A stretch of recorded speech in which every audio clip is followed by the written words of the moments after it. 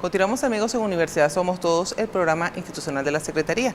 En nuestro programa del día de hoy el tema es los riesgos psicosociales asociados con la actual situación económica, política y social que confronta el país. Es por ello que en estos segmentos contamos con la presencia de los profesores Alirio Pérez Lopresti, él es médico cirujano, especialista en psiquiatría general evolutiva, y con el profesor Óscar Aguilera, coordinador del Centro de Investigaciones Humaní, sociólogo, profesor de nuestra universidad y por supuesto amigo de la casa, pues ya en ULA TV hemos tenido constante consulta con este sociólogo de nuestra universidad por diferentes aspectos pues importantes.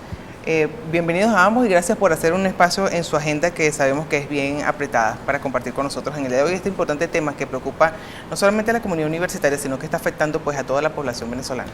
Gracias y bienvenidos. Bienvenidos queridos amigos, agradecido de que estén de nuevo en el programa. Para el hombre, para la mujer de a pie, para los no conocedores de los estudios sociológicos, psicológicos y psiquiátricos, percibimos que ha habido un cambio social bastante violento en términos de lo rápido, de lo intenso que ha venido ocurriendo durante la historia más reciente, digamos, de Venezuela, ¿no? Los problemas políticos, la diatriba permanente, la discusión, la descalificación, el lenguaje agresivo desde lo político, el desayunar política mañana, tarde y noche. Más recientemente el problema económico, el incremento de la pobreza, la depauperación de los salarios de los universitarios y de las personas en general en el país, y más recientemente lo que tiene que ver con la escasez de los alimentos, de las medicinas y el incremento de las situaciones violentas que ocurren en el país. A cada rato estamos viendo cómo se suben videos a internet donde la justicia está siendo tomada por los habitantes por su mano, donde la vida humana cada vez vale menos, donde el nivel de homicidio cada vez es más alto. Entonces queremos que ustedes que estudian este tema a profundidad, que lo estudian con todas las técnicas científicas para el análisis de esta problemática, nos comenten un poco sobre qué está ocurriendo en el país, Alirio. Esta percepción del hombre de a pie, de la mujer de a pie, ¿la tienen también los técnicos, los científicos o simplemente es una ilusión nuestra? Sí, muchas gracias por la invitación al programa y un saludo a todas las personas que están en sintonía. Una de las cosas que ha propiciado el asunto venezolano, para llamarlo de alguna manera, primero es el interés que ha causado en otros centros de estudio, no solamente para nosotros los venezolanos que lo vivimos y lo padecemos y de alguna manera forma parte de nuestro día a día, pero que también se ha vuelto Venezuela una especie de fetiche de interés para otros investigadores a nivel mundial. Incluso hay politólogos que no están pendientes de los sucesos que ocurren en sus propias naciones, sino que están volcados precisamente al caso venezolano. Hay tesis que se están realizando en este momento en centros de estudios importantísimos de Europa sobre la situación venezolana. Entonces, ciertamente, no es una cuestión subjetiva nuestra, sino que es un fenómeno que está siendo percibido mucho más allá de nuestra frontera. Eso lleva a un segundo elemento, ¿no? Y eso explica también el hecho de que estemos Óscar y yo aquí presentes. El problema venezolano es imposible a través de entenderlo a través de lo que podríamos llamar una especialidad. La psiquiatría o la sociología o las ciencias políticas o la historiografía no permiten entender el asunto si de alguna manera se hace un enfoque aislado. Entonces es precisamente la integración de percepciones, no solamente la integración de elementos que de alguna manera podrían parecer disímiles, sino la conjunción de los mismos, lo que a uno le da luces con respecto a lo que pasa en Venezuela. ¿Cómo vivimos los académicos la situación del país? Igual a como la vive cualquier otra persona, con todas las penurias y con todos los temores que se padecen por cada día que transcurre en nuestra existencia. Óscar, desde el punto de vista sociológico, ¿cómo tú describirías el escenario actual en el que está inmerso el país? Bueno, también les agradezco la posibilidad de compartir hoy sobre este tema, que no es un tema académico solamente, sino que es un tema que toca muy de cerca el momento en que vivimos. ¿Cómo describir la situación? Cúnchole, puede haber un exceso de términos. Podríamos hablar de crisis, podríamos hablar de... el problema es que esta crisis es muy particular porque Venezuela extrañamente está viviendo condiciones que son características de países que están en guerra, de países que tuvieron una tragedia reciente, un terremoto, una inundación. Digo, ¿por qué? Bueno, porque la situación venezolana es demasiado singular para que en efecto estemos viviendo condiciones, después de todo no hemos estado en una guerra ni ha habido un terremoto, una catástrofe, pero en términos socioeconómicos podría perfectamente describirse la situación como algo parecido. La economía está completamente enloquecida, nos hemos quedado sin un valor. Los economistas ahorita, usted le preguntó al economista cuánto vale el bolívar y bueno, hay varias respuestas, pero todas apuntan a que no hay un valor en términos de una economía normal, y buena parte de toda la situación que estamos viviendo tiene mucho que ver con eso. ¿Por qué estamos viviendo situación? Bueno, Venezuela en los últimos 15 años tuvo ingresos que fueron el triple de los ingresos que tuvimos en los 40 años anteriores, para que tengamos una medida. Y creo que nos emborrachamos, creo que el país no estaba preparado, como de hecho no lo ha estado en los últimos 70 años. Cada vez que sube el precio del petróleo enloquecemos, y en esa locura, pues bueno, vivimos las vacas gordas, nos volvemos locos, gastamos, invertimos, regalamos, dilapidamos, pero nunca nos preparamos, y es un ciclo infernalmente seguro, como un péndulo, que después de las vacas gordas van a venir las vacas flacas. Agréguele a eso que junto con la problemática estrictamente económica hay una problemática estrictamente institucional.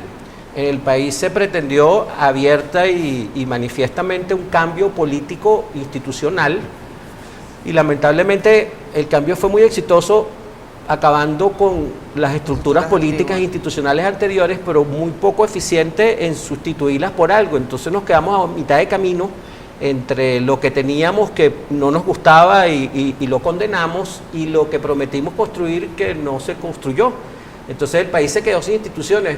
Al problema económico agréguenle que, bueno, en Venezuela el 90% de los delitos nunca llegan al sistema judicial.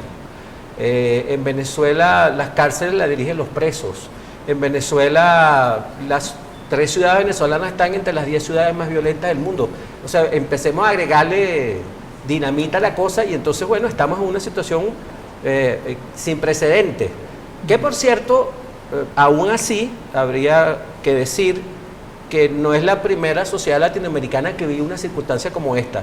Circunstancias como esta se han vivido en otros lugares de América Latina por otros motivos y de otras maneras, pero sería interesante no perder de vista que la gente se pone un poco fatalista, y hay que procurar recordar que, bueno, por muy mal que estemos, hay salidas y las cosas van a cambiar. Y precisamente están cambiando, incluso frente a nosotros.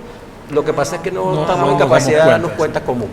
Y con este panorama que plantea el profesor Aguilera, profesor Lopresti, ¿hay mayor cantidad de pacientes en su consulta debido a toda esa serie de factores que presentó el profesor Aguilera? Sí, bueno, yo creo que Oscar hizo un análisis muy interesante sobre lo que es la dinámica global, ¿no?, de lo que está ocurriendo. En términos de consultorio, de consulta como tal, la gente sí está afectada por todo. Muy contrario a lo que la gente piensa. Por ejemplo, la asistencia a la consulta psiquiátrica de un hospital normal, el Hospital Vargas de Caracas, para poner un ícono de la medicina venezolana. En psiquiatría consultan 2,5 veces más pacientes que en medicina interna, por ejemplo. Probablemente 3 o 5 veces más pacientes que en cardiología. Entonces, tradicionalmente en las grandes ciudades la consulta psiquiátrica ha sido alta. Este es un país donde se consulta normalmente de manera elevada desde hace muchas décadas. Hoy en día esa consulta específicamente vinculada con la relación de la situación que estamos viviendo, claro, se ha incrementado, obviamente. La gente incluso deja de costear cosas que tienen que ver con sus gastos cotidianos para pagar la consulta de un psiquiatra, o costearse los medicamentos si es que lo consigue, que es un elemento adicional que agrava todo este problema que estamos viviendo. Yo crecí bajo la idea de que el país estaba en crisis. Cuando yo era niño, a mi generación, se nos enseñó que la crisis era inherente, era propia, era parte de ser venezolano. Entonces, yo nunca había entendido la cuestión de la crisis hasta que de verdad estuvimos en crisis. ¿Qué es ahora? Y hoy en día lo que tengo es una visión retrospectiva de que en realidad lo que estábamos haciendo era un poco engañado, y había una sobreexpectativa con respecto a lo que queríamos ser como país. Este país llegó a tener instituciones que llegaron a funcionar medianamente de manera saludable y lastimosamente cuando el individuo, por ejemplo, se apega a lo anárquico o a lo libertario y se enfrenta a una estructura de poder, no pasa nada porque es un artista o es una persona que a lo sumo puede terminar en un manicomio. Pero cuando desde una estructura de poder se trata de implementar una forma de vinculación de carácter anárquica, dicotómica, que divida y que confronte a los ciudadanos, entonces claro, ocurre lo que estamos viviendo.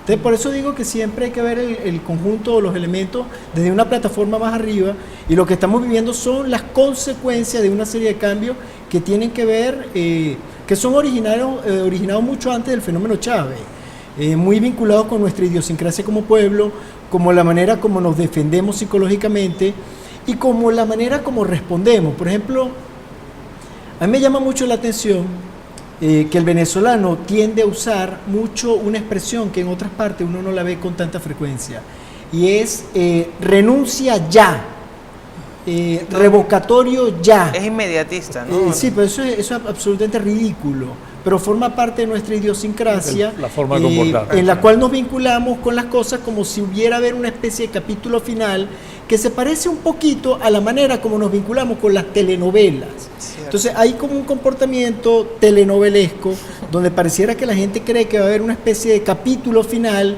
y como siente que el capítulo final no llega, cae en una cosa que los psiquiatras llamamos desesperanza, que es lo que estamos ahorita. Oscar, Eso sí de está mal. todas las cosas que le preocupan a los venezolanos, siendo los venezolanos por tradición, cierto Alirio, jocosos, dicharacheros, ¿no?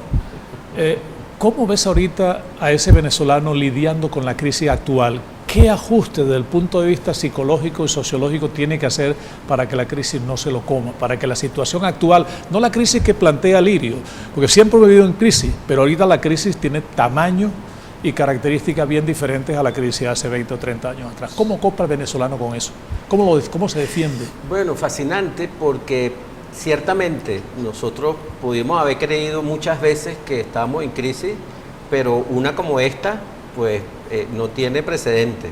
Por lo menos en mi ciclo vital, yo estoy a punto de cumplir, de entrar a esa palabra feísima que llaman sexagenario. Estás en la segunda edad. A mi sexto piso, y entonces, pues yo no tengo memoria de una situación como esta, sobre todo porque a los intelectuales nos encanta hablar de la crisis y convertir eso en un objeto de reflexión, pero la crisis hoy en día no es un objeto de reflexión. La crisis está en lo que tienes que comprar para comer, está en qué decisiones tienes que tomar, en qué gastas, porque como la moneda se ha venido abajo y ningún salario es razonable, ningún salario es completo, ningún salario sirve para comprarlo todo, pues entonces hay que tomar decisiones heroicas hoy en día sobre qué comemos, qué compramos, en qué gastamos.